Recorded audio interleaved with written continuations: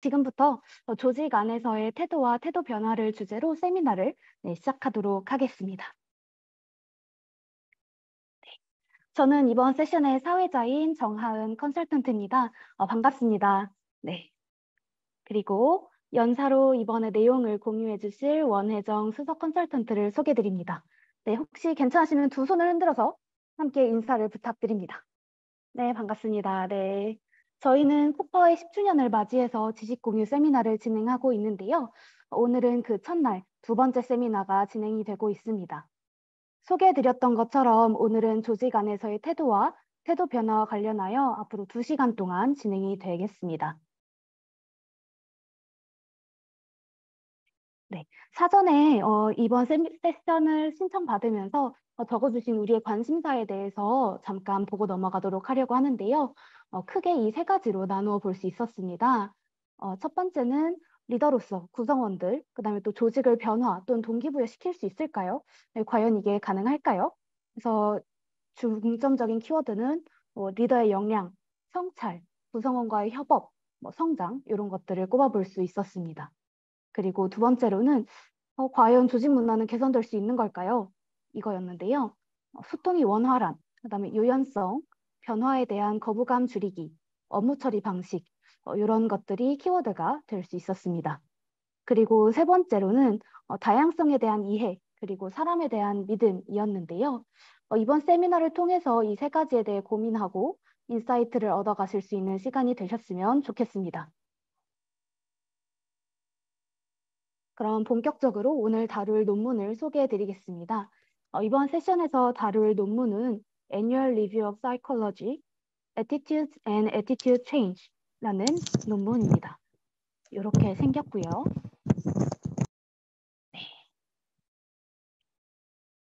이번 2시간에서 이 논문을 통해 이 세 가지에 대해서 살펴볼 예정인데요. 포인트 1, 태도는 다양하고 변화 가능하다는 것에 대한 믿음입니다. 태도의 정의에 대해 살펴보면서 이번 포인트에 대해 생각해보는 시간이 있습니다. 그리고 이어서 포인트 두 번째는 태도를 다루기 위한 다양한 접근 방법에 대한 이해인데요. 이번 논문에서는 크게 세 가지 접근 방법에 대해서 다룰 예정입니다.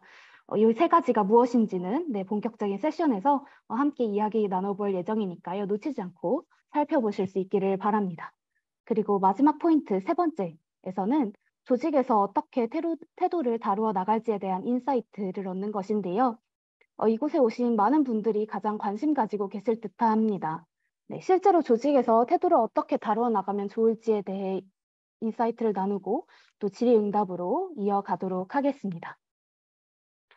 네, 그러면 좀 앞서서 소개를 드렸는데요. 본격적인 진행에 앞서서 간단하게 이 질문에 대해서 생각을 해보도록 하겠습니다.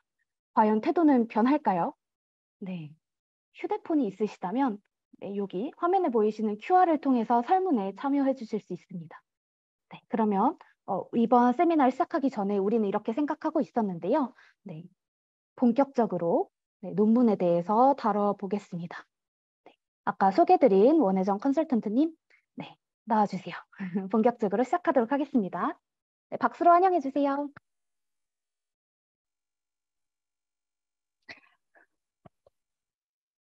네, 감사합니다. 제 목소리 잘 들리실까요? 들립니다. 네, 그러면 잘 들려요. 감사합니다. 시작을 해보도록 하겠습니다. 앞서서 저희 엘라께서 소개를 잘 해주셨고요.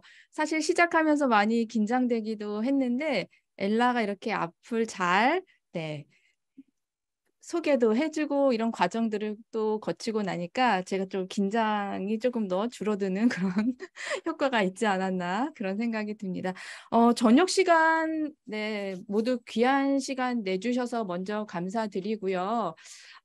제가 오늘 진행하게 될 맡은 이 주제에 대해서 나름 고민도 있으실 것이고 그리고 이 2시간을 통해서 뭔가 인사이트 해결까지는 어렵더라도 그쵸? 그거에 대한 이야기들을 나눌 수 있는 장이 되었으면 좋겠다라는 기대를 가지고 참여를 해주시지 않았나 그렇게 생각을 하고 있습니다. 그래서 개인적으로 책임감도 많이 느끼고 있고요. 제가 준비한 내용들로 제가 이제 전달만 드리는 것이 아니라 좀 경험이라든지 그동안에 갖고 계셨던 고민이라든지 이런 것들을 좀 같이 나누는 그런 형태로 2시간을 진행을 했으면 좋겠다. 그런 바람을 가지고 네, 본격적인 내용을 진행을 해볼 텐데요. 대부분 태도는 변할까요? 라고 하는 질문을 드렸을 때 저는 그렇게 부정적이거나 그런 편이 아님에도 불구하고 사실은 아니요, 안 변할 것 같아요 라는 이야기들을 더 많이 하시지 않을까 그런 생각을 했었는데 오늘 네, 같이 이 시간 함께 계신 분들은 변할 수 있다라고 하는 긍정적인 네, 의견들을 더 많이 주셔서 더 기분 좋습니다. 하지만 요 아니요라고 하셨던 이분들의 마음이 저희 시간이 지난 다음에 변할 수 있어요라고 이렇게 전환이 되신다라고 하면은 저희 이 시간의 목표가 달성되는 것으로 그렇게 한번 시간을 잡아볼 수도 있을 것 같습니다. PT 화면을 잠깐 보실까요? 네. 저는 네. 조직 개발 컨설팅을 하고 있는 컨설턴트이고요. 조직 개발을 하고 있지만 그 전에 이제 주로 더 많이 했던 것은 HR 컨설팅을 주로 했었던 컨설턴트였습니다. 물론 지금도 하고 있기는 하지만. 근데 그런 컨설턴트임에도 불구하고 저는 어떤 생각을 하면서 컨설팅을 해왔냐면 태도는 변하기 어려운 거지 라고 이렇게 생각을 하면서 늘 한편으로 이제 고민을 저 스스로도 많이 했었습니다. 왜냐하면은 조직에서 역량이라는 거 이제 많이 들어보셨을 거예요. 조직에서 성과를 만들어내기 위해서 구성원들이 역량이라고 하는 것을 갖추고 있는 것이 필요하다라는 이유 때문에 기업 내에서 교육이 매우 활성화가 되던 시기가 있었어요. 그렇죠? 지금도 물론 교육 콘텐츠도 많고 많지만 교육이라는 것을 해야겠다라고 시작하고 접근할 때 고민했던 것이 역량이라는 것이었고 그 역량에 대한 기존 연구들을 살펴보게 되면은 개발할 수 있는 것, 개발하기 어려운 것이라고 하는 어떤 선이 그어져 있는 부분이 있었고요. 그리고 그 개발하기 어렵다고 하는 거에 대해 우리가 이야기 나눌 태도라고 하는 부분이 이제 포함이 되어져 있었습니다. 그래서 제가 이제 컨설팅을 할 때에도 교육을 통해서 개발할 수 있는 거는 스킬이랑 지식이지 지식은 외우도록 이해하도록 알려주면 되는 거고 기술은 몸으로 익히면 변화가 가능한 거니까 반복적으로 교육하고 실습함으로 인해서 그걸 할 수 있도록 만들어주면 되는데 태도를 교육을 어떻게 바꿔? 이런 생각이 사실 하면서도 이제 제 마음속에 많이 있었어요. 태도에 대한 역량 모델링을 하면서도. 그렇죠. 그래서 이거를 어떤 식으로 해결을 해야 되나라는 고민들이 이제 계속 하면서 이제 계속 네, 학습도 하면서 지내고 있기는 한데 그래서 이제 제 나름 어떻게 생각을 했냐면 태도는 바꾸기 어렵기 때문에 우리가 일반적으로 필요로 하는 성실함, 꼼꼼함, 어떤 사고 그리고 고객에 대한 마인드 이러한 것들은 타고나는 것이 더 클 거야. 그래서 조직에서 그러한 것들이 필요하다면 그런 것들을 갖춘 사람을 뽑아야지. 이것이 결국 채용으로까지 저는 이제 그렇게 연결을 지어가지고 이 부분이 채용 단계에서 매우 중요하다. 이런 어떤 저 나름대로의 어떤 결론을 내리고 고민을 하고 있던 차였는데 그 태도에 대한 찝찝함이 항상 남아 있었던 것 같아요. 그래서 이 논문을 보면서 이걸 한번 살펴보면 내가 지금 찝찝함으로 남아있는 이것이 해결된 어떤 답을 구할 수 있지 않을까라는 그런 생각을 갖고 이제 좀 읽어보기 시작했다라고 하는 부분. 그래서 말씀드리고 싶은 건 아까도 말씀드렸지만 변하기 어렵잖아. 변하지 않을 거야 라고 했던 제 마음이 저는 이 논문을 보고는 내가 앞으로 컨설팅할 때 이 부분을 조금 더 면밀하게 관심 갖고 봐야겠구나라고 하는 어떤 답을 얻을 수 있어서 개인적으로는 매우 좋았던 그런 논문이었다라는 것을 먼저 말씀을 드리고 싶습니다. 네, 다음 페이지 한번 보실게요. 태도에 대해서 지금 앞서서 보셨지만 태도와 태도 변화라고 하는 이 논문은요. 저희가 보고 있는 이거 외에도 기존에도 계속 어떤 기간을 두고 해서 학자들이 계속 연구를 해왔어요. 어느 시기에는 태도의 어떤 부분들에 대해서 고민을 하는 연구들이 많이 있나라고 하는 것들에 대해서 계속 이어져서 지금 정리가 되어지고 있는데, 이 태도라는 것이 변하는 거다라고 하는 것을 우선 설명을 할 수 있으려면은 기본적으로 개념에 대한 부분부터 접근을 해야 된다고 이야기를 하고 있습니다. 어떻게 이제 정의를 하고 있냐면요. 태도라고 하는 것은 제가 기존에 갖고 있었던 것처럼 정해졌어. 고정된 거야. 그래서 영구적으로 그건 잘 변하지 않아. 저장되어 있는 것을 바탕으로 계속 판단하고 그걸 가지고 우리가 생활하는 데 있어서 어떤 근거로 활용을 하는 거야. 라고 정의를 하고 접근을 한다라고 하면은 이 변화하는 것에 대한 설명하는 것 자체가 어렵다. 그렇죠. 경험해 보셨겠지만 태도가 변하잖아요. 그렇죠. 살면서 저희가 변한다는 것을 나 스스로도 느끼는데 그 부분을 설명할 수 있는 여지가 없다. 이 정의로는. 그래서 두 번째 접근할 수 있는 방법은 태도는 변해. 상황이라든지 그런 것들에 대해서 그때그때 자꾸 변하지 않아? 이렇게 정의를 하고 접근을 하려고 보니까 그때는 또 뭐가 문제가 되냐면은 아니 이렇게 일관성이 없다고 태도라는 것이 항상 변한다고? 설명하기가 어려운 거예요. 이 변화라는 것을 항상 움직이고 있는 것으로만 보기에는 또 어떤 현상이라든지 이런 것들을 볼 때 한계가 이제 또 느껴지는 부분이 있어서 마지막에 접근법으로 보시게 된다면 이거예요. 일부는 기억에 기반을 하지만 어떤 상황들에 따라서 구성되어질 수가 있다라고 하는 요 개념을 가지고 태도 변화를 접근하게 되면은 우리가 이제 다양한 것들을 설명하고 해석할 수 있는 여지가 만들어지더라라고 하는 것을 이야기를 하고 있습니다. 어떤 개념을 선택하느냐는 사실 개인마다 또 다르겠지요. 근데 내가 풀리지 않는 어떤 고민되는 지점, 이것을 해결하기 위해서는 어떤 전제가 필요한지에 따라서 그 정의를 선택하게 되는 것 같고요. 그래서 저는 이 논문에서도 그렇고 세 번째 접근법에 대해서 이걸 바탕으로 해서 변화에 대해서 한번 이해해보자. 이런 형태로 이제 진행이 되고 있다라고 보시면 좋을 것 같습니다. 네. 이렇게 저희는 이제 세 번째 관점으로 이제 진행을 해볼 것이고요.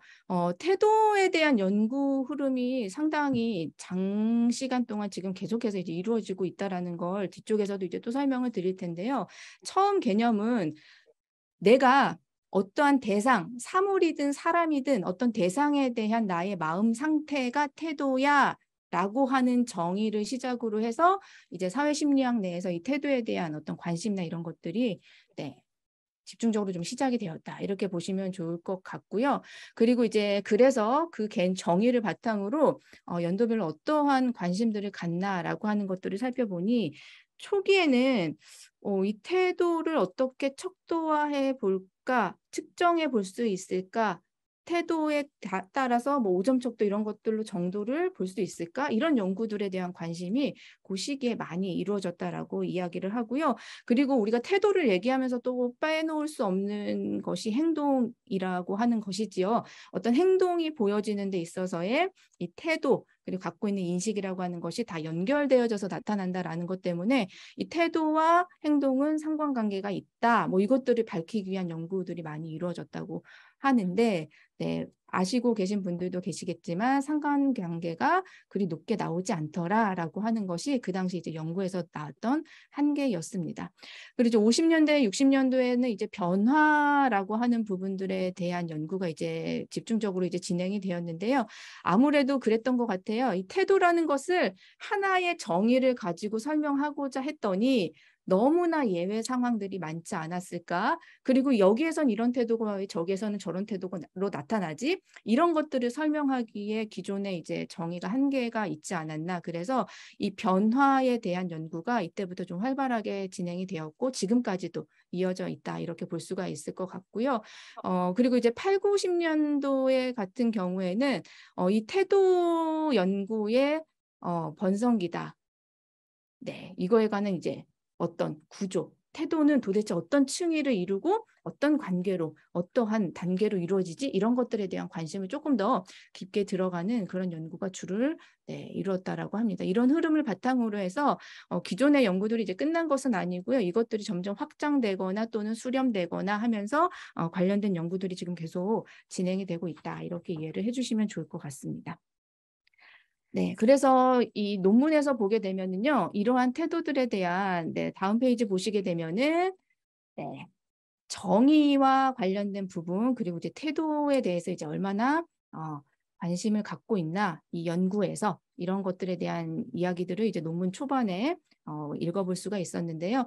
그래서 1918년대에는 아까 말씀드렸듯이 어떤 대상에 대한 마음의 상태라고 하는 개념으로 시작을 해서 지금 사전적 정의를 태도를 찾아보시게 되면은 아마 요 이야기가 가장 많을 거예요. 사람과 어떤 사물에 대한 좋고 싫음을 느끼는 것, 이런 형태로 이제 사전적 정의가 많이 되어 있는데 시대에 따라서 이런 정의들, 학자들마다 설명하기 위한 정의들을 해나가고 있다. 이렇게 이해를 해주시면 좋을 것 같습니다. 네, 다음 페이지 보시면은 저희 이 논문에서 이제 시작할 때 그 태도를 그럼 어디서부터 어디까지 다룰 거냐라고 하는 이제 범위에 대해서 이제 지정을 했고요. 보시는 그래프는 뭐냐면은 저희 저널 창간 이후에 5년마다 그 초록에 태도, 설득, 신념 뭐 이러한 단어들이 얼마나 언급되나라고 하는 것을 수치적으로 이제 뽑아봤더니 보시는 바와 같이 평균적으로 한 20% 정도가 이러한 키워드들을 기준으로 한 내용들이 연구가 이루어지고 있다. 즉 지속적이고 또 장기적으로 관심을 갖고 있는 분야가 태도와 관련된 부분이다라고 하는 것을 알 수가 있고요. 그래서 본 이 논문에서는 2010년도부터 17년도 사이에 나온 그런 논문들에 대한 것을 정리해 두었다. 이렇게 이해를 해주시면 좋을 것 같습니다. 그래서 제가 보면서 힘들었지만 그래도 네, 의미 있다라고 이제 생각하고 하는 부분이 정말 많은 논문들이 이 하나의 논문 안에 들어있구나. 이것을 이해하기 위해서 봐야 할 것들이 이렇게 많았구나. 이런 생각을 했고요.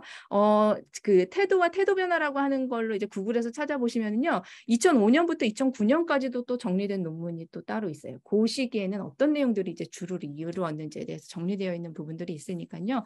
그거 이제 궁금하신 분들, 관심 있으신 분들은 또 더 찾아보셔도 좋을 것 같습니다. 그래서 저희 지금부터 제가 이제 말씀드릴 사항들은 2010년부터 17년 사이에 논의되었던, 연구되었던 그런 이야기들이 지금 진행이 된다. 이렇게 이해를 해주시면 좋을 것 같습니다.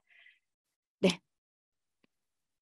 그래서 두 번째, 이제 앞단에 이제 어떤 내용들을 다룰 것인지를 이제 설명을 드렸고요. 이제 본격적으로 말씀드릴 부분이 이제 태도에 대한 이해라고 하는 이 부분으로서 내용들이 좀 상당히 많이 있습니다. 그래서 조금 지루하실 수도 있겠구나라는 생각이 들고 관련해서 앞서 저희 신청하시면서 의견들을 주셨었는데요. 그 의견 중에 실제 사례와 연결되는 부분들이 궁금하다. 이런 의견들을 주신 분들이 계셔요. 그래서 이론적인 부분들이 다 대부분 차지하고 있기는 하지만 그 부분들을 읽으면서 제가 현장에서 컨설팅하면서 느꼈던 부분들하고도 접목되는 부분들이 있어서 그 부분들을 조금 연결지어서 설명을 드릴 것이고 이야기를 들으시다가 궁금하신 사항은 저희 채팅창에 남겨주시면 저희 엘라가 아마 저에게 전달해 줄 것 같아요. 그거에 대해서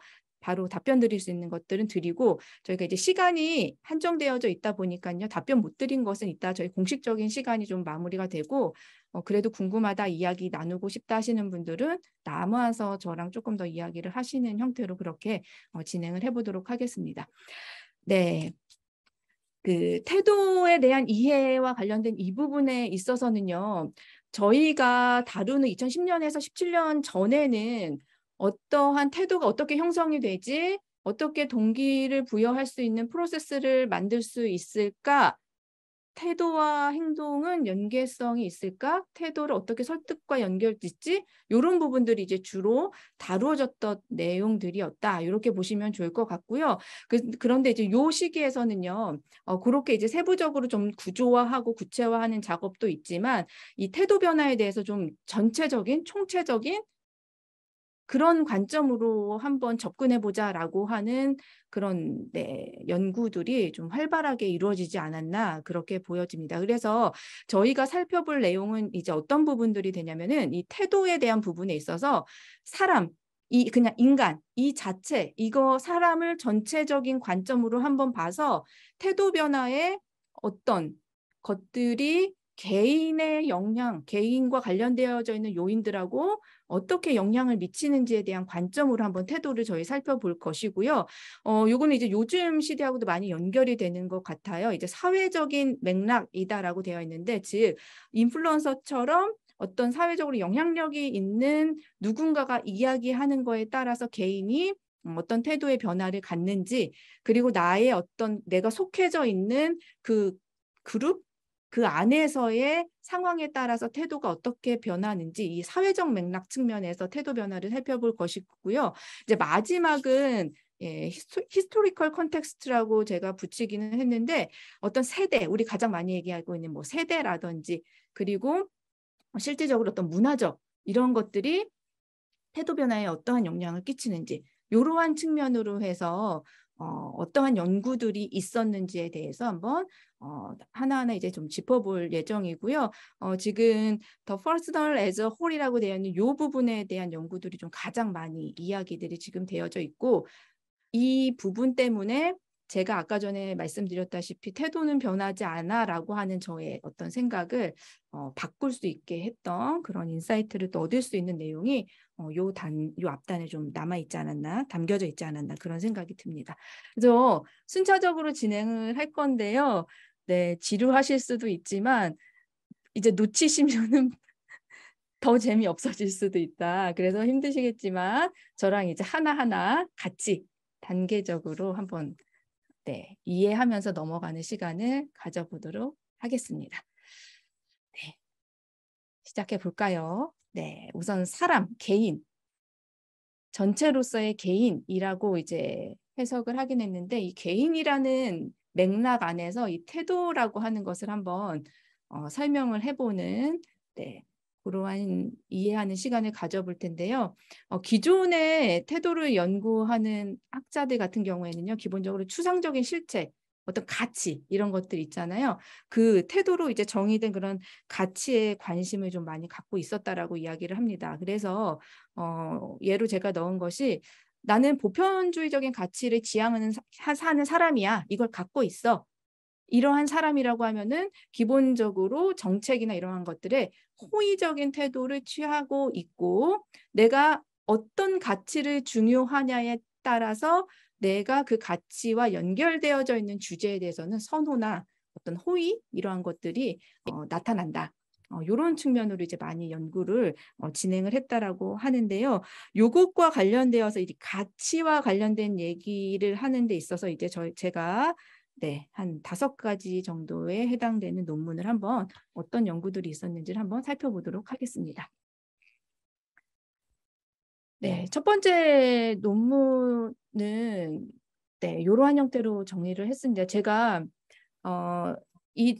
지금 보고 있는 이 논문을 구글에서도 찾으실 수가 있어요. 근데 이제 그 논문을 정리해 놓은 것들을 보면 이제 여러 논문들을 한꺼번에 정리를 하다 보니까 어떤 일부만 보고 그 전체 맥락을 파악하기가 조금 어려움이 있더라고요. 읽을 때, 나중에 이제 보실 때도 보면. 그래서 이 논문 안에서 이야기하고 있는 논문들의 실제 전체 논문을 같이 보시는 것이 이해하는 데 더 도움이 많이 된다. 그래서 그렇게 이제 보려고 이제 노력을 했는데, 그래서 이제 정리를 논문 하나하나씩 이런 형태로 좀 진행을 했으니까요. 한번 이걸 가지고 이야기를 해보도록 하겠습니다. 이 논문에서 이제 이야기하고 있는 태도와 관련된 부분은 이제 어떤 부분이냐면요.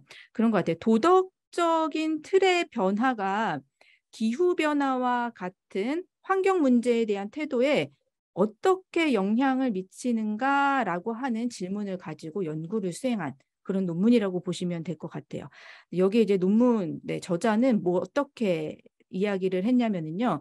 자유주의자는 그리고 보수주의자는 이 두 개의 그룹, 연구, 실험 집단을 가지고 이야기를 하고 있는 건데, 이제 뭐냐면은 환경 문제와 같은 이런 문제에 있어서 자유주의자들 같은 경우에는 기본적으로 뭔가 나쁜 것을 반대하고 보호하고 그리고 공정하고 정의롭고 이러한 문제에 대해서는 어떤 형태로든 기본적으로 호의적인 태도를 가진다라고 하는 거예요.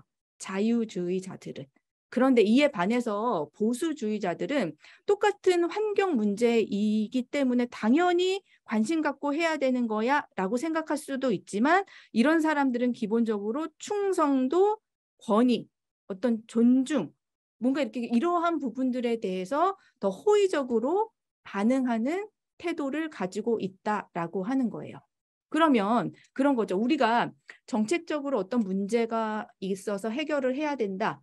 같은 방향으로 나아가야 되는데 이러한 차이로 인해서 같은 주제에 대해서 다른 입장을 가지고 취하게 된다라는 이야기를 하고 있어서, 그렇다라고 하면은 어떻게 한 방향으로 보수주의자들의 태도를 바꿔서 같이 나아갈 수 있을까, 이런 이제 태도의 변화라고 하는 부분들을 이제 고민을 한 부분이라고 보시면 좋을 것 같고요. 그래서 여기서는 이제 어떻게 접근을 했냐면요, 기본적으로 보수주의적인 성향을 갖고 있는 사람들에게 이러한 문제를 호의적으로 접근할 수 있도록 하기 위해서는 어떻게 해야 된다?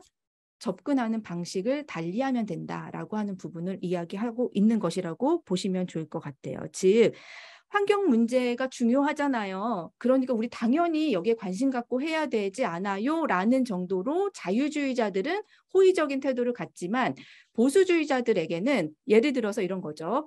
자연 환경을 보호하는 활동이나 참여를 통해서 당신이 얼마나 우리나라를 사랑하는지 당신의 애국심을 보여주세요. 이러한 형태로 접근을 하면 그들은 더 호의적으로 태도가 변화될 수 있더라라고 하는 것을 이 논문에서 얘기를 하고 있습니다. 즉, 태도 변화가 가능하다. 어떻게 한다면 그 사람들의 성향이나 이런 것들을 고려해서 다른 질문법을 활용하거나 그들이 어떠한 질문이나 어떠한 형태의 관심을 갖고 있는지를 고려해서 접근을 하면 충분히 태도 변화를 일으킬 수 있다라고 하는 부분들을 이 논문에서 이야기를 하고 있습니다. 그래서 이제 결론적으로 나온 것에 대해서는요, 어쨌든 지금은 두 그룹을 가지고 이야기를 하고 있기는 하지만 저희가 기본적으로 어떤 문제를 해결하는 데 있어서의 다양성이라고 하는 것에 대한 고민은 지금 계속하고 있는 상황인데, 이것에 대해서 어떤 한 방향으로 가기 위해서는 이 발생한 문제에 대해서 어느 쪽에도 치우치지 않는 균형 잡힌 대화를 하는 것이 매우 중요하다. 그리고 또 하나, 어느 측면에 기우는 그런 형태의 질문이 아니라 어떤 공통의 관심을 끌 수 있는 형태의 질문, 그리고 그 가치를 부여하여 그의 문제를 같이 해결하자라고 하는 형태로 접근하면 충분히 태도 변화가 가능하다. 이러한 이야기들을 이 논문을 통해서 하고 있었습니다. 그래서 저는 이 부분을 이해하면서 이제 그런 생각이 들었던 것 같아요. 제가 이제 조직 문화를 진단하고 개선하는 이제 컨설팅을 하는데 진단을 하지요.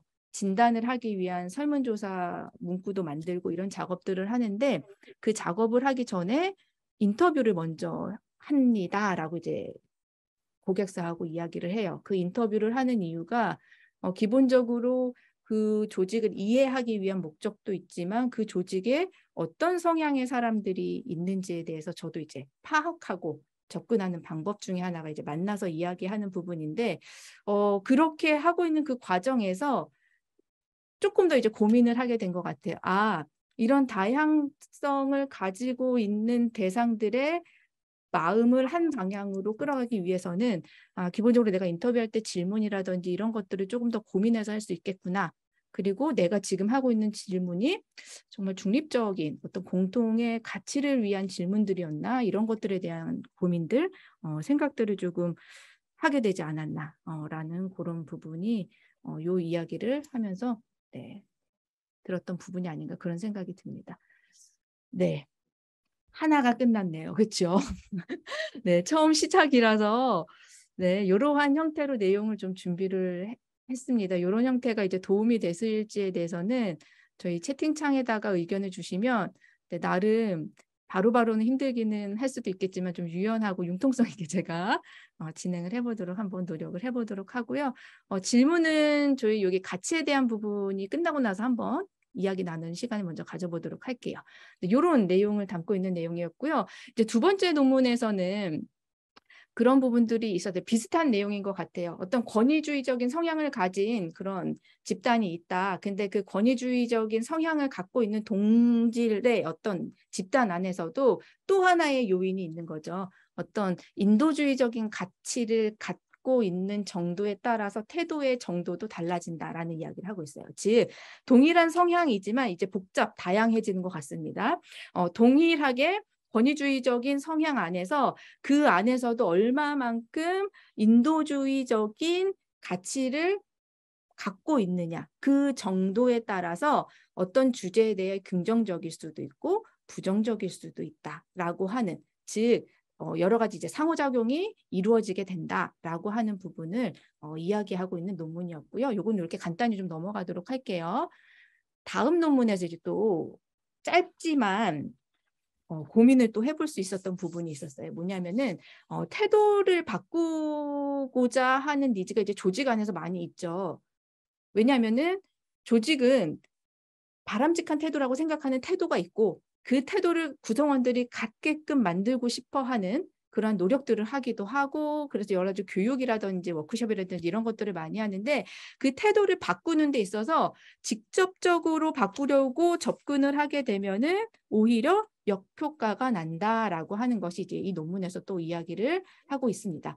그렇기 때문에 역효과가 날 걸 알기 때문에 이제 안 하지는 않겠죠, 조직에서. 그래서 어떠한 이야기를 하고 있냐면은 여기에서 지금 예로 담고 있는 것은 차별적 조치와 관련되어서 차별을 철폐해야 돼요, 철폐하고 싶어, 이렇게 직접적으로 그것을 해결하기 위한 접근, 그거에 대한 태도를 바꾸려고 노력하는 것보다는 한번 생각해 보는 거죠. 차별이라고 하는 걸 다른 측면에서 생각하면 우리는 평등이라고 하는 가치를 다시 생각해 볼 수 있기 때문에 차별 없애야지, 이거 차별이야, 이게 아니라 우리가 어떻게 하면 평등하다라고 느낄 수 있을까라고 접근해서 문제를 해결하는 것이 오히려 더 효과적이고 더 좋은 결과를 낳을 수 있다라고 하는 그런 부분들을 이야기를 하고 있습니다. 즉 어떤 사안에 대해서 그것이 잘못됐어, 문제가 있으니까 바꾸자라고 접근을 하게 되면은 사람들은 이제 기본적으로 저항하려고 하는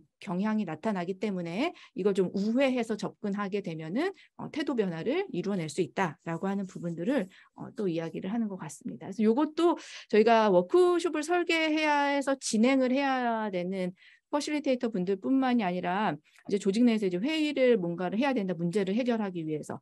이것도 한번 고민을 해보실 수 있지 않을까, 그런 생각이 들어요. 저도 이제 워크숍을 설계할 때 고객들이 이런 위기가 있고 이런 문제가 있어요, 이 문제 해결을 좀 해주세요, 워크숍을 통해서, 이렇게 의뢰가 들어왔을 때 그 문제를 명확하게 밝히고 어떻게 하면 해결할 수 있을까도 이제 접근을 하는 방법이 될 수 있는데, 이제 그렇게 접근을 했을 때는 이것은 이래서 안 돼, 문제 이 부분에 대한 시간 할애, 노력이 많이 들었던 것 같아요, 경험을 해보면. 그래서 이럴 경우에 그런 어떤 문제를 밝히는 것보다 이 문제 해결을 통해서 우리가 원하고자 하는 게 뭐지에 대한 그림을 가지고 그것으로 접근을 하게 되면 이 문제를 해결하기 위한 방법이 또 도출될 수 있는 그런 형태로의 진행도 가능하지 않았었나, 이런 생각이 들어서 이러한 형태도 접근도 가능하겠구나라고 하는 그런 부분들을 좀 이해할 수 있는 그런 논문이었던 것 같습니다. 네, 네 번째, 5개 중에서 네 번째 논문은요. 요것도 제가 이제 조직문화 하면서 이제 많이 조직문화 관련된 개선 컨설팅 하면서 이제 많이 고민하고 있는 부분이 있는데, 이제 뭐 어떤 부분을 이야기하고 있는 논문이냐면요. 그런 부분을 이야기를 해요.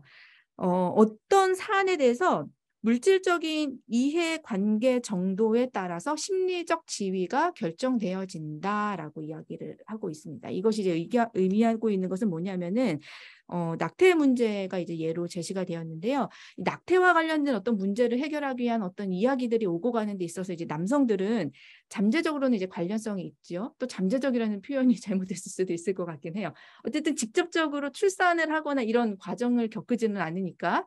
그렇기 때문에 이 문제에 대해서 남성들은 스스로 물질적으로 이해관계가 적다라고 느끼는 것이고, 그렇기 때문에 심리적으로 내가 이 문제에 대해서 뭔가 이야기하는 거에 대해서 되게 불편함을 느낀다라는 것을 이야기를 해요.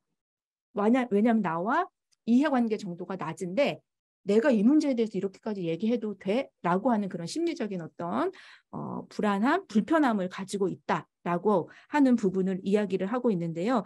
그런데 또 중요한 건 뭐냐면은 물질적 이해관계의 정도가 일반적으로 봤을 때 멀다고 느껴지는 사람이 그 문제에 대해서 뭔가 주장을 하고 이야기를 하게 되면은 덜 편파적이기 때문에 누군가를 설득하는 데는 훨씬 또 더 설득력을 갖게 된다라고 하는 것을 이야기를 하고 있습니다. 그래서 그런 거예요. 이 낙태나 나와의 어떤 이해관계 정도가 낮다라고 판단되는 문제를 이해관계 있어. 너도 어쨌든 잠정적으로는 관련 있는 사람이야. 이렇게 설득을 하는 것보다 이러한 사안에 대해서는 한 단계 좀 더 높은 가치를 가진 문제화해서 남성들도 이해관계의 어떤 거리를 좁히는 그런 형태의 접근이 태도를 변화시킬 수 있다라고 하는 이야기를 이 논문에서 이야기를 하고 있습니다. 그래서 이해관계가 있다라고 하면은 그 안에서 내가 이야기할 수 있는 심리적인 지위를 확보했다라고 생각을 하고 확보가 되었기 때문에 주장하거나 이야기하는 것에 대해서 불편함을 덜 느끼게 된다. 즉, 이 거리감을 좁히기 위한 방법으로 도덕적인 어떤 틀, 요 안에서 이 문제를 한 단계 끌어올리는 그런 형태로 접근을 하게 되면은 태도를 좀 바꿀 수 있다라고 하는 이야기를 이 논문에서 이야기를 하고 있었습니다. 근데 이제 여기에서 중요한 것은요, 이 도덕화라고 하는 이 도덕이 뭐냐, 요거에 대한 고민도. 근데 이 도덕은 나름대로 또 정의를 할 수가 있을 것 같아요. 상황에 따라서. 근데 이 도덕화 된다라고 이 상위 개념으로의 문제로 정의를 하려면은 충분히 거기에 참여하는 사람들이 정당하다라고 하는 이해, 그리고 합의를 통해서 요 문제에 대한 거리감을, 이해관계를 갖도록 만드는 게 중요하다. 요 부분에 대한 이야기들을 하고 있습니다. 이것도 저희 워크숍 할 때나 또는 저희 컨설팅 할 때도 많이 좀 활용이 될 수 있을 것 같다라는 생각이 드는데요. 그래서 이 심리적 거리에 대해서는 또 뒤에서도 언급이 되는 부분들이 있어서 그건 뒤에서 다시 한번 이야기를 나누도록 하고요. 또 요게 또 저한테는 조금 고민을 하면서 읽게 되었던 부분은 뭐냐면은 저희가 어떤 조직의 문제를 이야기할 때 대상에 따라서 이건 내 문제가 아닌데 나랑 상관이 없는데 라고 하는 상황들도 사실 좀 많이 있는 것 같아요. 근데 이제 조직 문화라고 하면 당연히 우리 전체의 문제 아니야? 이렇게 생각하겠지만 그거에 대해서 이제 거리감을 느끼는 사람들 같은 경우에는 뭐 인터뷰를 하거나 할 때 보면은 충분히 자기 경험이나 이야기를 하지 않는 그런 경험들을 할 수가 있었고요. 그래서 그들이 이거 조직 문화에 대해서 이건 공통의 우리 조직 전체의 문제고 나의 문제이기도 해라고 하는 그런 심리적인 거리감, 그리고 이거에 대한 어떤 이해관계를 갖도록 만드는 것, 요것도 초반에 매우 중요한 활동이 되겠구나라고 하는 부분, 그리고 이런 활동들을 이런 것들을 좀 더 고민하면서 해야겠구나 이런 생각들을 했었던 부분이 있었던 것 같습니다. 네, 다음 마지막 가치와 관련된 마지막 논문에서는요. 이제 교육하고 좀 연결을 지어 볼 수 있지 않나, 태도 변화. 그러니까 교육을 통해서 태도를 어떻게 변화시켜 이렇게 생각했던 저에게 또 이제 그렇지 않아 이렇게 이야기를 해준 논문이었던 건데요. 뭐냐면 여기서는 어떤 얘기라고 있냐면은요. 태도라고 하는 것을 저희 이제 어떤 구조화할 때 이제 가치가 있고 태도가 있고 이제 그걸로 인해 이것들을 기반으로 행동이 발현된다. 뭐 이제 이렇게 구조를 이제 그리기도 하는데 이 태도를 가치와 행동의 어떤 중재적인 역할로 본다라고 하는 접근으로 이야기가 되는 논문인데 여기에서 이제 어떤 얘기를 했냐면은요. 태도를 가치와 행동의 중재적 역할의 의미로 해석을 하고요. 브라질, 뉴질랜드 그리고 남아공을 샘플로 해서 국가 간 타당성 테스트를 하는데 이제 주요 주제가 환경이었어요. 기존의 어떤 가치관들이 다 있겠죠. 이 환경 문제에 대해서. 근데 이제 여러 국가를 한 이유는 이제 국가 간별로 이제 차이가 나타나느냐 뭐 이런 것들을 보기 위한 연구였었는데 기본적으로 개인들이 다 환경에 대한 가치관을 어느 정도 가지고 있는 상태이고 어떤 행동을 할 것인지에 대해서 이제 살펴볼 때 뭘 했냐면은 환경에 대해서 어떤 문제들 국가적 차원에서 이 환경이 중요한 이유, 그 가치, 그리고 환경 오염으로 인해서 지금 지구가 어떻게 되고 있는지 이런 것들을 어떤 행동을 하기 전에 부여를 한 거예요. 정보를 제공을 하고 그것에 대해서 알도록 하는 그런 과정을 넣었더니 이 과정을 통해서 이타적이고 이 문제에 대해서 나는 이러한 태도를 가져야 되겠다라고 하는 어떤 자기 향상이 이루어짐으로 인해서 행동, 이 환경 문제에 대한 행동에 변화가 있었다라고 하는 부분들을 이야기를 하고 있는 것이 이 논문입니다. 그래서 지금 초반에 말씀드렸다시피 기본적으로 어떤 인식을 바꾸기 위한 잘 바뀌지는 않기는 하겠지만 그러한 것들을 계속 정보를 제공하고 그것을 부여하고 알도록 하고 보여주고 이러한 과정들이 이제 알게 모르게 변화를 태도의 변화 그래서 그것이 행동의 변화로 이어질 수 있구나라고 하는 부분들을 이 논문에서 또 살펴볼 수 있었던 그런 부분이 아니었나 싶습니다. 네, 여기까지가 저희가 이제 사람이라고 하는 사람을 맥락을 사람 안에 있는 여러 가지 것들을 기준으로 해서 이제 태도 변화라고 하는 부분들을 다루는 것 중에서도 가치라고 하는 부분들에 대해서만 지금 저희가 한번 이야기를 나누어 보았고요. 이제 다음으로는 이제 가치 외에 목표 그리고 언어 그리고 인간의 감정 이러한 것들이 또 태도 변화에 어떻게 영향을 미치는지에 대한 부분들이 쭉 이제 관련된 논문들이 소개가 되어져 있습니다. 여기서 이야기를 한번 나누실까요? 너무 저만 이야기를 해서.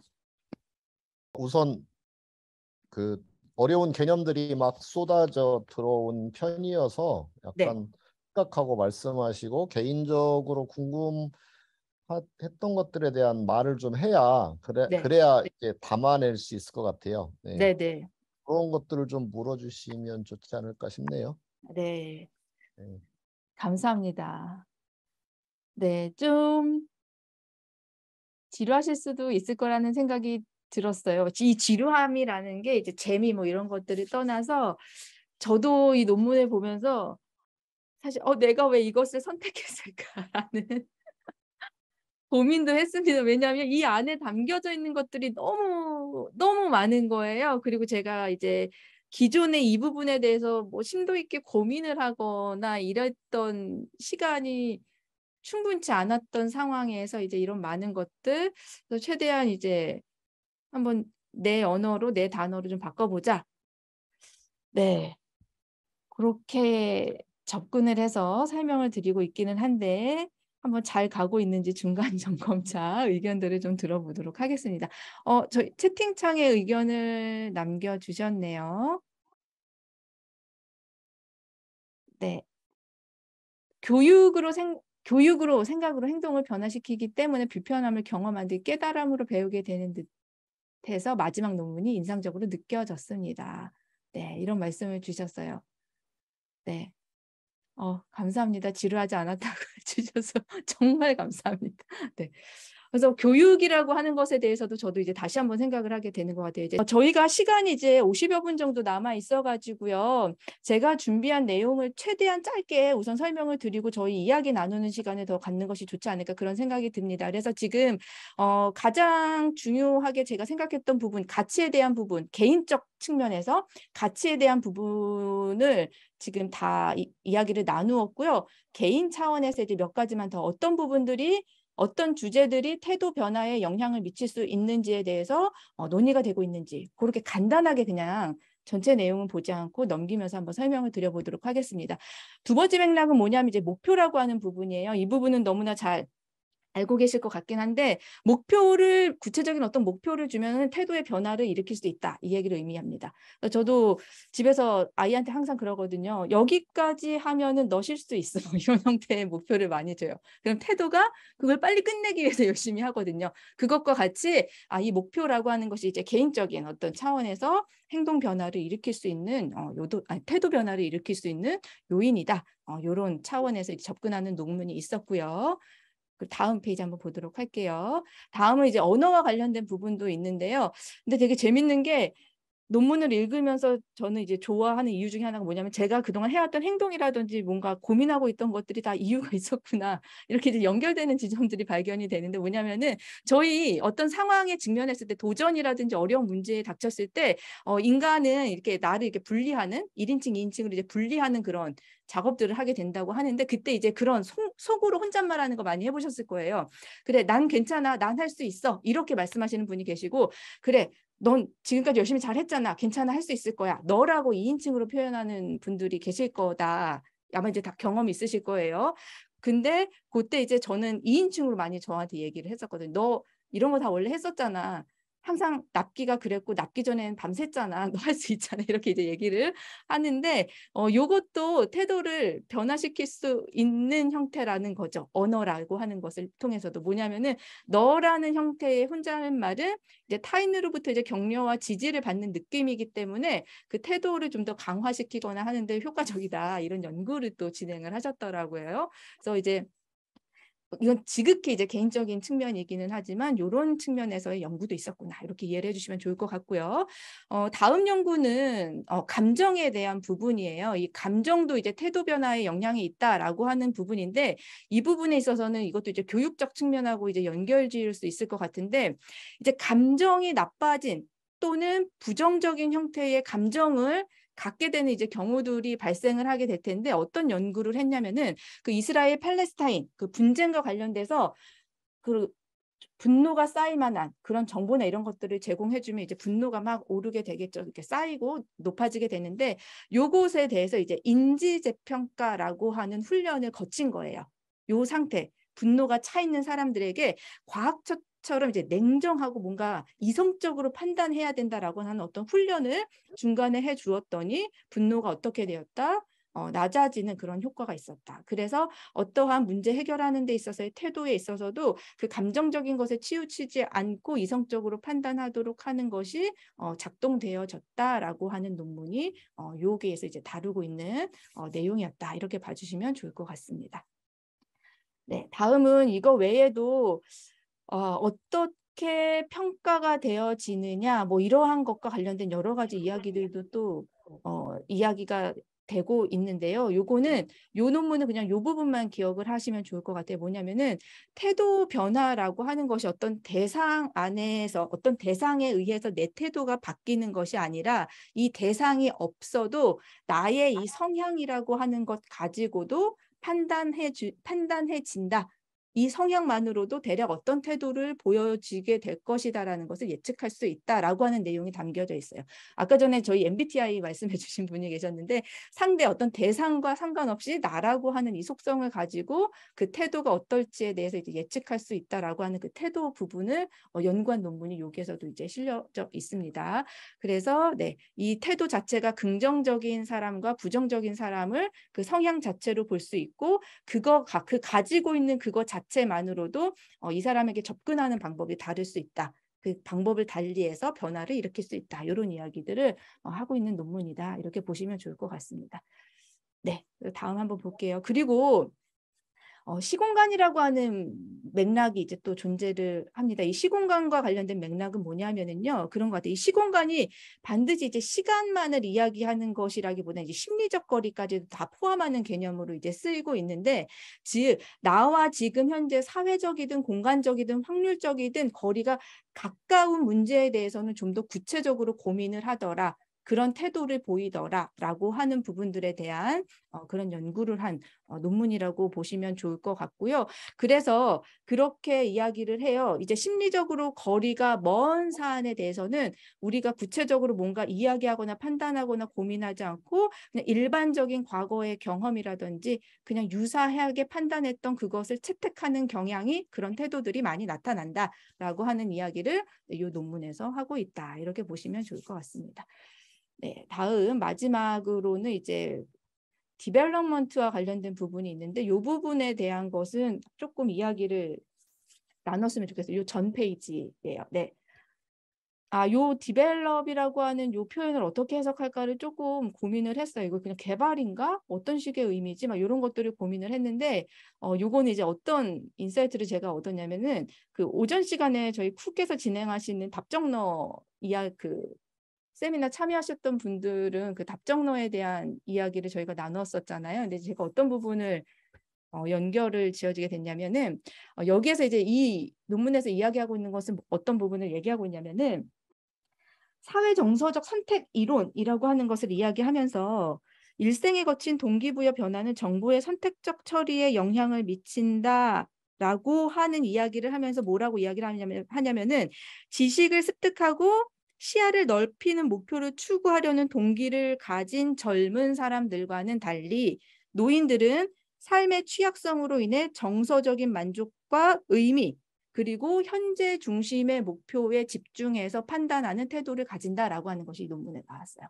이제 여기에서 이제 어떤 부분들을 이제 연결을 짓게 되었냐면은 아까 전에 저희가 답정너 시간에 뭘 얘기했냐면 나이가 들고 지위가 높아질수록 더 많은 것을 알게 되고 그것이 옳다라는 확신이 강해진다. 이제 이런 이야기를 했는데 그 강해짐과 동시에 또 어떤 측면을 볼 수 있겠냐라는 생각을 했냐면은 리더일수록 이 시간이라고 하는 선택할 수 있는 선택지, 선택할 수 있는 시간 가능성이라는 것이 많이 제한적이다, 적어진다. 그래서 결국 그 제한적인 상황 안에서의 최선의 선택을 해야 된다라고 하는 것이 작동되어지는 건 아닐까 이런 생각을 제가 또 이 논문을 보면서 연결을 지었던 것 같아요. 즉, 제가 이제 외부에 나가면 이제 그런 얘기 많이 해요. 저희가 이제 제안을 해서 이제 컨설팅을 진행을 할 때 왜 맨날 MZ세대를 이해하라고 하면서 이제 리더이신 분들이죠. 왜 우리에 대한 이해는 누구도 해주지 않고 왜 우리한테만 다 맞추라고 하냐 이런 이야기들을 많이 하시더라고요. 제안 발표할 때.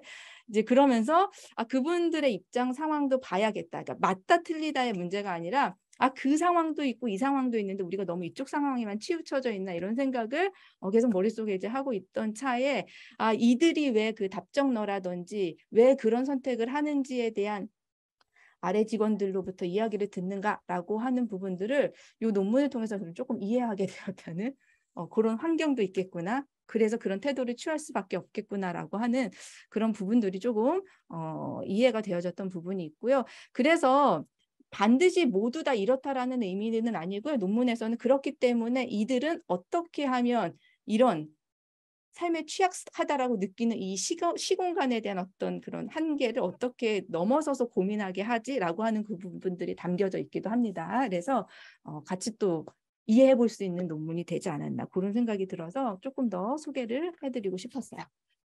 네, 이제 개인적인 측면은 끝났고요. 뒤에 부분은 이제 많은 부분들이 이제 차지하고 있지는 않아요. 이제 사회적인 맥락이라고 하는 부분으로 넘어갔는데 이 사회적 맥락 안에서는 태도 변화가 무엇에 의해서 이루어지는지를 사회적 측면에서 봤더니 커뮤니케이터의 역할이 중요하다라고 하는 것을 이 논문에서 이야기를 하고 있습니다. 즉 누가 이야기를 하고 있느냐가 중요하다라고 하는 것인데 초기 연구에서는 이제 어땠냐면요. 그런 것 같아요. 신뢰할 수 없는 출처. 이게 맞는지 틀린지 누군가가 전달을 하게 되면은 시간이 흐를수록 누가 전달했는지 그 정보의 출처가 신뢰할 수 있었는지 없는지에 대해서는 이 문제와 떨어지게 된다. 분리되어진다. 이렇게 결과가 즉 출처에 대한 것이 신뢰가 할 수 없지 않아라고 생각은 했지만 시간이 흐를수록 그렇게 생각했던 것은 잊어버리고 그 메시지만 남는다는 거예요. 그래서 이 메시지가 설득력을 옳은 정보라고 생각하고 설득력을 갖게 된다라고 하는 연구가 있었는데 최신 연구에서는 기존 연구에서는 누가 이야기하는지는 영향력이 없었다라고 이제 연구가 진행이 되었었는데 요즘에는 커뮤니케이터가 누구냐에 따라서 이 내용에 대한 신뢰가 영향을 미치더라. 라고 하는 이야기를 하고 있어요. 즉, 그래서 이제 정치권에서 이제 대변인이나 막 이런 부분들을 또 많이 생각하게 됐던 것 같아요. 누가 말하느냐에 따라서 그 출처가 어떻든지 간에 신뢰성이라는 것을 그 커뮤니케이터가 누구냐에 따라서 영향을 미치고 그것이 우리들의 태도에 영향을 미치더라라고 하는 부분이 이 논문에서 소개가 되어져 있던 부분이 있었고요. 두 번째 사회적 맥락에서 이야기하고 있는 부분은 사실 좀 상당 부분을 좀 삭제를 했어요. 제가 쉬는 시간에 내용이 많아서 뭐냐면은 소셜 미디어나 소셜 네트워크라고 하는 것이 또 영향을 미친다라고 하는 이야기를 하면서 즉 어떤 무리에 있느냐에 따라서 나의 태도가 변화되어질 수 있다라는 것을 이야기하는 것이 맥락인데 여기에서 제가 요 논문이 재밌어서 요거는 이제 소개시켜 드리려고 했어요. 뭐냐면은 저희가 욕하면서 친해진다라고 하는 그런 내용들이 있는데 이 논문에서 이제 그런 부분들을 얘기를 하고 있습니다. 그 부정적인 태도와 긍정적인 태도를 유지하는 것이 낯선 사람과의 친밀도에 어떻게 영향을 미치나라고 했을 때 공유된 부정적인 태도를 갖고 있는 사람들 사이의 친밀도가 높다라고 생각을 하고 그래서 나는 어떻게 느낀다? 그것을 공유했기 때문에 그 사람에 대해서 잘 알고 있다라는 착각에 빠지게 된다. 잘 안다고 판단하게 되고 그런 태도를 보이게 된다라는 이야기를 하고 있습니다. 그래서 그래서 우리가 욕하면서 친해진다는 것이 이런 의미구나라고 이제 조금 더 이해를 하면서 여기에서 이제 그렇지만 경계해야 되는 지점에 대한 이야기를 이 논문에서 하고 있는데 뭐냐면은 친숙하기 때문에 잘 알고 있다라고 일반적으로 판단하고 이제 판단의 오류나 이런 것들이 발생이 되어지는데 친숙한 것과 실제 알고 있는 것은 분명히 차이가 있다라고 하는 이야기를 여기에서 하고 있어요. 근데 그러면서 이제 제가 또 어떤 생각을 했냐면은요.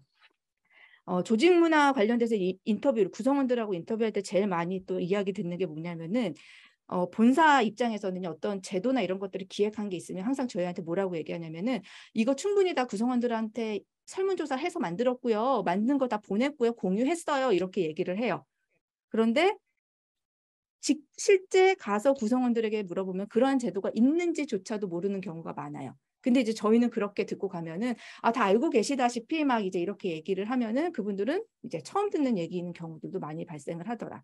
이게 이제 서로 당연히 이런 행동들을 했고 알고 있을 거야라고 생각하는 것들이 실제 알고 있는 것과는 또 차이가 있었던 점이 있었지라고 하는 부분들에 대한 고민을 했고 결국 조금 떨어진 얘기기는 했지만 이렇게 우리 태도라고 하는 것이 어떤 부정적인 것을 공유하면서 알고 있다고 판단되어서 벌어지는 변화되어지는 태도들도 있더라라고 하는 것이 이 논문에서 이야기를 하고 있는 부분이었습니다.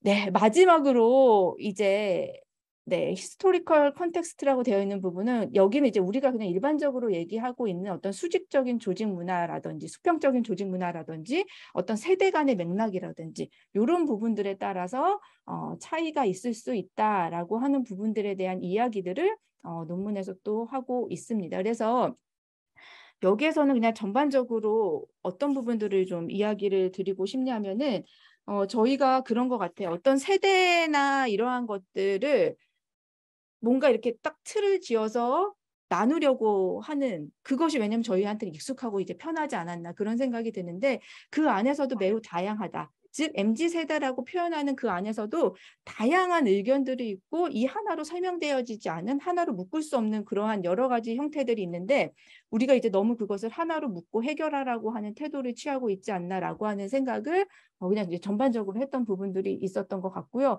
그리고 이제 또 여기에서 이제 그런 이야기를 해요. 태도가 MZ세대에서도 분명히 보수적인 입장을 취하는 정치적인 문제에 있어서 보수적인 성향을 갖고 있는 MZ세대들도 많이 있는데 그럼 과연 그 MZ세대를 70, 80년대의 보수적인 성향을 가진 사람하고 같다라고 우리가 볼 거냐? 같지 않다라는 거죠. 그 보수도 또 다를 수 있다. 이런 어떤 다양한. 그래서 이 태도에 대한 변화를 이야기하면서 제가 이제 이 논문에서 얻었던 인사이트는 뭐냐면은 다양성을 인정하라고 다양하다라고 하는 것을 계속 얘기는 하기는 하지만 정말 다양하게 해석이 되어질 수 있구나. 다양한 측면에서 보고 있구나라고 하는 것들을 이 태도라고 하는 것 자체만으로도 다양하게 보고 있구나라고 하는 것들을 좀 볼 수 있는 그런 경험이 있었던 것 같습니다. 네, 다음 넘겨주시겠어요? 네, 그래서 이런 세대에 대한 맥락, 또 기후라든지 어떤 경제적인 여러 가지 이유에 의해서도 태도 변화가 있을 수 있다라는 이야기들이 본 논문에서 진행이 되고 있습니다. 네, 넘겨주세요. 네, 문화 이야기도 있고요. 네, 이렇게 정리를 하겠습니다. 사실 제가 이렇게 말씀드린 논문도 사실 많기는 하지만 이 안에 더 많은 논문들이 들어 있어서요. 논문 뒤편에 있는 참고로 들어가 있는 논문들이 사실은 다 내용 중간중간에 다 연결이 되어져 있었기 때문에 좀 시간이 관심이 있으신 분들은 그걸 이제 따로 다시 한번 보시면 좋지 않을까라는 생각이 들고요. 태도의 변화라고 하는 것들이 이제 관점이 좀 변화가 있구나라고 하는 것이 이제 이 논문에서 이야기하고 싶은 부분이라고 보시면 좋을 것 같아요. 예전에는 어떤 문제가 있으면 이건 이렇게 해결되어지는 거야 라고 했던 어떤 처리 중심이었다라고 하면은 지금 저희가 살펴본 2010년부터 17년까지 이 논문은 좀 전체적으로 어떤 맥락 안에서 이 태도라고 하는 것을 태도 변화를 볼 수 있나라고 하는 그 부분에 그래서 다양한 요인들을 주제로 삼아서 이제 연구가 이루어지지 않았나. 그래서 좀 더 이 태도에 대한 변화, 태도가 어떻게 만들어진 거야라고 하는 이 부분에 대한 이해를 확장하기 위한 노력들이 이 기간에 이루어지지 않았나. 이렇게 결론을 내어볼 수 있을 것 같습니다.